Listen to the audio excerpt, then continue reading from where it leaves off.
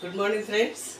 ఈరోజు మా వాణి గురించే చెప్దాం అనుకుంటున్నాను. ఎందుకంటే 18వ తారీఖు నుంచి మా వాణికి శాచురేషన్ ప్రాబ్లం తోటి చాలా సీరియస్ అయింది.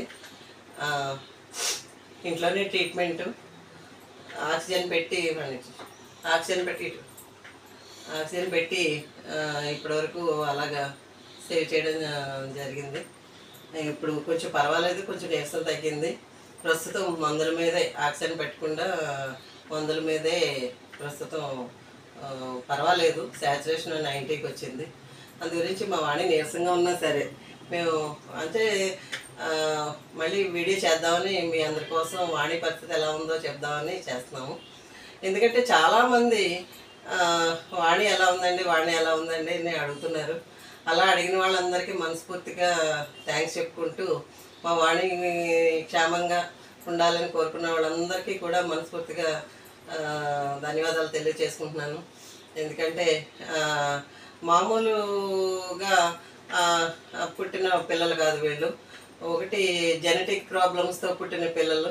వీళ్ళకి మనం బంగారాలు, బట్టలు ఏమి ఇవ్వకపోయినా సంతోషంగా ఉంచితే చాలు. అలా సంతోషంగా ఉంచడానికి కోసం చేసిన ప్రయత్నమే ఈ వీడియోలు తీయటం. ఏదైనా ఈ యూట్యూబ్ ఛానల్ ఓపెన్ చేసినా ఏం చేసినా మా వాణి కోసమే.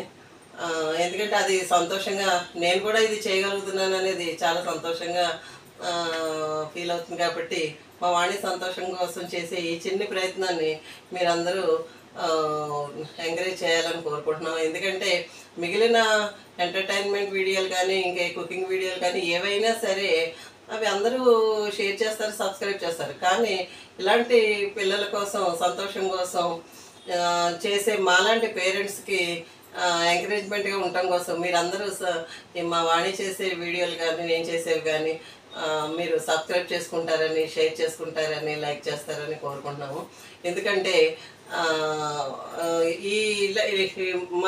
మీ అందరి ఆశీర్వచనాలు, మీ అందరి ఎంకరేజ్మెంటే వీళ్ళకి ఇంకా సంతోషం ఇచ్చి ఇంకా ఆయుష్ని పెంచుతాయి.